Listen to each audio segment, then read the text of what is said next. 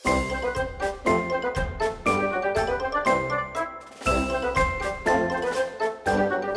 selamat pagi, siang, sore, dan malam. Assalamualaikum warahmatullahi wabarakatuh. Semuanya, apa kabar? Semoga dalam keadaan selalu sehat selalu.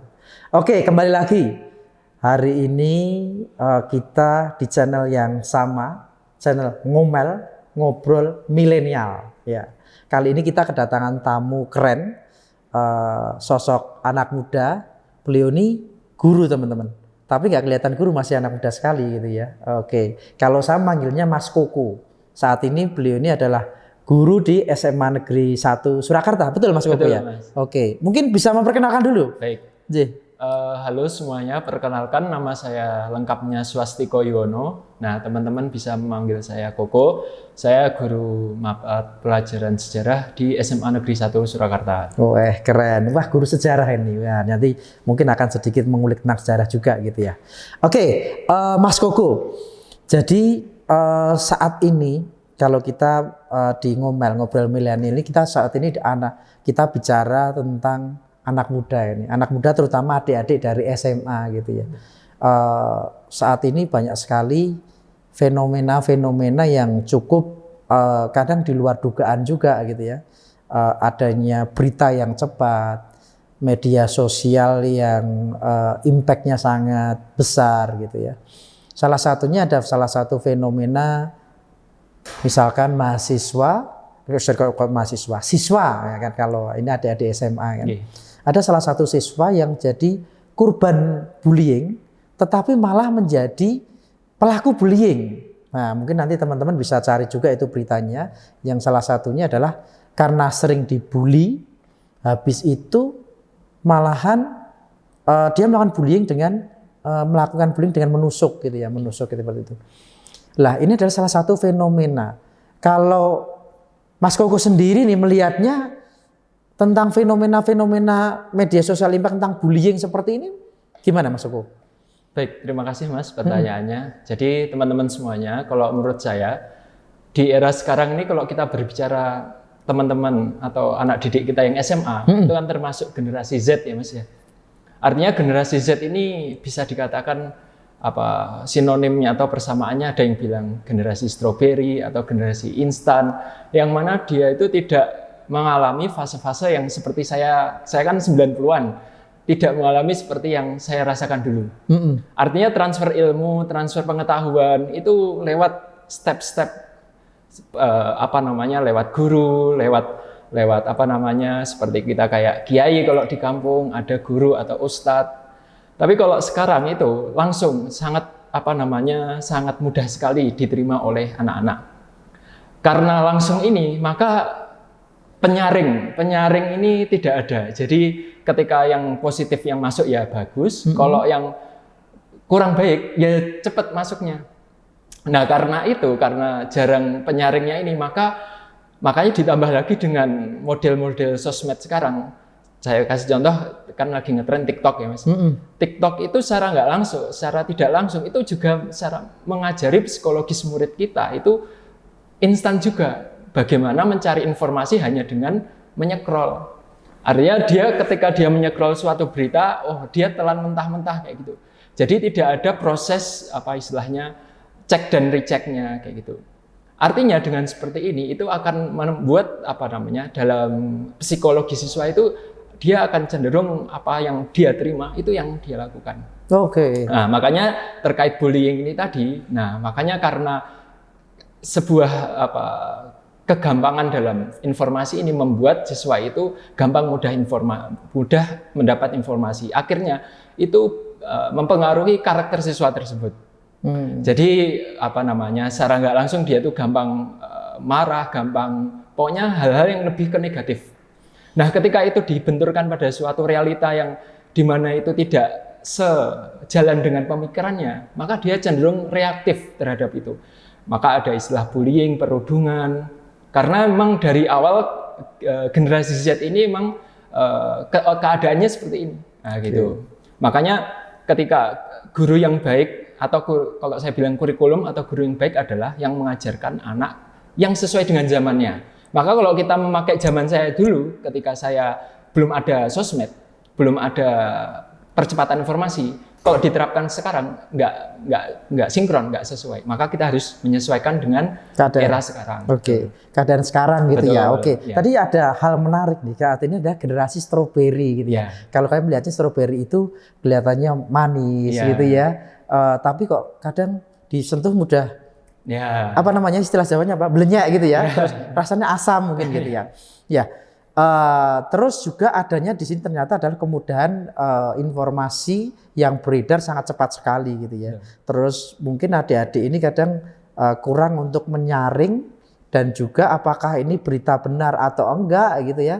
Terus adanya proses adaptif gitu. Adaptif dalam arti adalah mereka meniru beberapa orang yang biasanya tadi dari beberapa medsos gitu. Betul. Dari TikTok dan lain-lain seperti itu. Terus habis itu dia melakukan kegiatan apa yang dilihatnya. Termasuk juga kalau misalkan nih di TikTok itu ini juga kan biasanya akan ada komen-komen gitu. Betul. Ada yang komen positif dan komen negatif. Itu gimana cara menyikapinya Mas Koko kalau komen-komen seperti itu? Baik, kalau menurut saya ya Mas, kalau kita berbicara sosial media, kita harus meruntut daripada kreatornya yang membuat. Jadi kreator di Indonesia ini seharusnya juga saya punya sense belonging terhadap cita-cita pendiri bangsa kita ini. Artinya kalau boleh dia jadi kreator influencer, tapi juga dia punya tanggung jawab moral untuk ikut mencerdaskan. Nah, kan kebanyakan sayangnya kreator-kreator itu juga kalau nggak sensasional kontennya dia itu nggak laku. Nah, makanya soalnya ada beberapa oknum yang seperti itu. Coba kalau umpama kreator-kreator itu bukan profit oriented, artinya dia juga punya tanggung jawab moral untuk ikut mencerdaskan. Kontennya konten yang edukatif kayak gitu Mas. Masa ya mohon maaf nih, saya konten-konten yang laki-laki mirip perempuan sekarang malah viral. Itu kan nilai edukasinya kan ya ada mungkin, tapi banyak yang tidak ada edukasinya kayak gitu. Itu yang kalau dari runut dari konten kreatornya. Memang diperlukan ini ya Mas. Betul. Suatu konten yang benar konten analitik juga. Ini PR juga bagi ini. Kalau menurut saya adalah PR bagi adik-adik siswa juga. Betul. Sekarang juga ternyata konten yang positif itu kita buat suatu konten yang positif juga banyak yang viral juga sebenarnya. Betul. Tidak harus membuat satu konten yang negatif gitu ya. Tapi yang positif pun juga kadang menjadi viral, menjadi bagus seperti itu. Betul, Mas. Oke. Mas Hugo, kalau saya melihatnya bahwasanya kita kembali ke masa lalu. Kita kembali ke masa lalu. Saat dulu mungkin memang kita tidak ada handphone, tapi ada salah satu beberapa karakter gitu ya. Karakter, ini termasuk yang di sini nih, pewayangan. Ini termasuk hal juga dari Mas Koko ini adalah guru sejarah. Betul.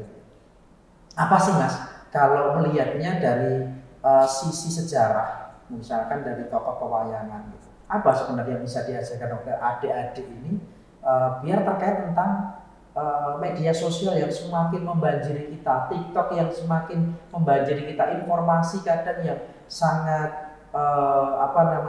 tidak bisa dibendung gitu ya. Kira-kira apa nih Mas dari Mas Koko? Baik. Untuk melihat permasalahan seperti ini Mas, sebenarnya ini tidak bisa diselesaikan oleh salah satu pihak saja. Contoh ketika seperti ini masalah bersosmed yang semakin ke arah negatif ya. Itu pemerintah ya tidak bisa. Atau lembaga swasta sendiri itu juga tidak bisa. Artinya kita perlu bersama-sama. Terkhusus adalah peran masyarakat itu sendiri. Jadi penting sekali edukasi mengenai cara bersosmed yang bijak, sehingga nanti netizen ya bahasanya yang sering komen-komen itu netizen atau para pengguna sosmed itu juga punya kesadaran, ya kan? Ketika dia sudah sadar bahwa bersosmed itu adalah media untuk mengembangkan diri, untuk memperoleh informasi, maka dia nggak akan komen-komen yang negatif. Kalau cocok dengan dia ya tontonlah, kalau enggak ya udah jangan ditonton atau beri masukan yang membangun. Artinya kita mulai dari masyarakat kita sendiri, tiap individu, tiap siswa kita tanamkan bahwa bermedia sosial yang bijak itu adalah kewajiban kita. Nah, makanya ketika sudah sadar seperti itu, maka kita harus bijak dalam bertutur kata, bijak dalam mengetik ya, gitu.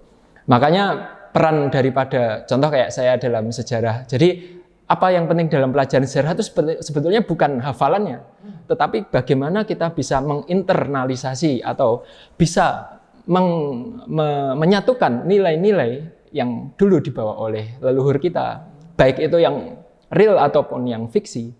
Kalau yang real kan pahlawan-pahlawan gitu ya, nilai-nilai rela berkorban dan lain-lain. Kalau yang fiksi kan tokoh pewayangan ini.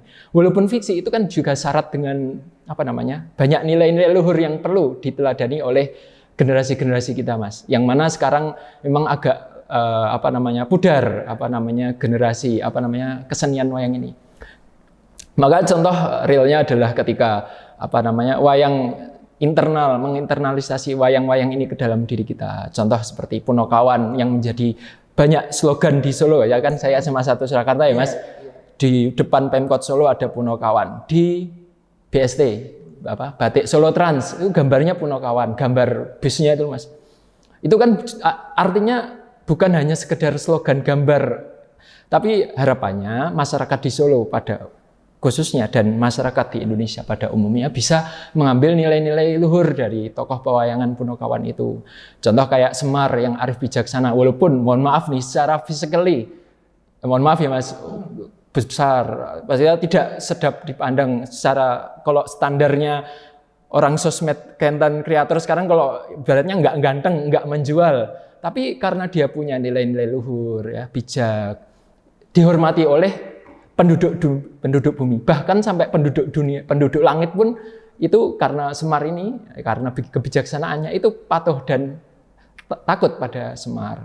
Dan begitupun tokoh-tokoh yang lain. Jadi nilai-nilai inilah, nilai-nilai luhur, hastolaku, lembah manah dan lain-lain, harapannya dimiliki oleh tiap masyarakat di Indonesia, terkhusus generasi anak didik kita SMA, sehingga yang kan kebanyakan SMA nih yang menjadi netizen atau yang bersosmed, sehingga ketika itu sudah terinternalisasi dalam diri mereka, dia akan lebih bijak dalam bersosmed. Oh ini tuh nggak baik, ini baik.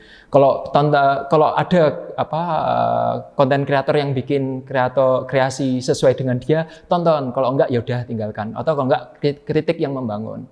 Nah, harusnya kedepannya seperti itu harapan saya sendiri gitu, Mas. Keren. Jadi gitu. Memang kalau kita lihat bermedsos, kita kembali ke masa lalu, kita juga harus bisa mencontoh salah satunya tadi Punokawan tadi. Ada yang namanya harus bijaksana. Betul. Begitu juga bisa diterapkan juga bahwasanya tadi di sini Mas Koko juga, kalau kita membuat konten, itu kan yang melihat itu tidak hanya dalam waktu dekat, sampai panjang, bisa berulang-ulang, dan akan mendatangkan suatu impact. Jadi tidak tahu juga sehari ini kita membuat suatu konten misalnya, tapi ternyata yang melihat nanti malahan anak cucu kita, gitu. Sejak digital itu akan selalu ada. Betul. Gitu. Nah itu memang akan terlihat, waduh kalau sudah tua mungkin aku jadi nyesel ya kalau buat konten seperti itu yang memberikan impact yang sangat besar terhadap generasi penerus Indonesia. Betul, Mas. Nah ini menjadi salah satu hal PR bersama. Makanya ada namanya Hastalaku yang tadi Mas ya, secara mungkin sudah dalam tokoh pewayangan ada yang namanya lembah mana, 3G lepat ya. Gerabiak semangat, buyuk rukun, gotong royong, lembah mana itu pakembo, pangerten, adab asor, tepos lilo gitu ya. Seperti hal ini sangat penting sekali. Betul. Oke guys, nah ini percakapan menarik sekali. Tapi karena saya sudah ada timernya ini, ada timernya, biar netizen juga semakin penasaran. Apa sih nanti, kita masih ada kelanjutannya di episode berikutnya. Kita akan membahas beberapa tentang mungkin konten yang bagus itu bagaimana, konten yang bagus tapi mendatangkan impact yang besar, like yang besar itu bagaimana.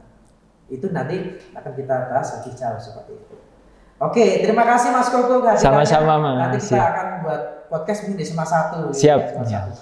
Terima kasih sudah mendengarkan podcast kami. Sampai jumpa lagi di episode berikutnya. Sekian, salam milenial, salam kebijaksanaan, dan salam Hastalaku. Sekian, assalamualaikum warahmatullahi wabarakatuh. Waalaikumsalam warahmatullahi wabarakatuh.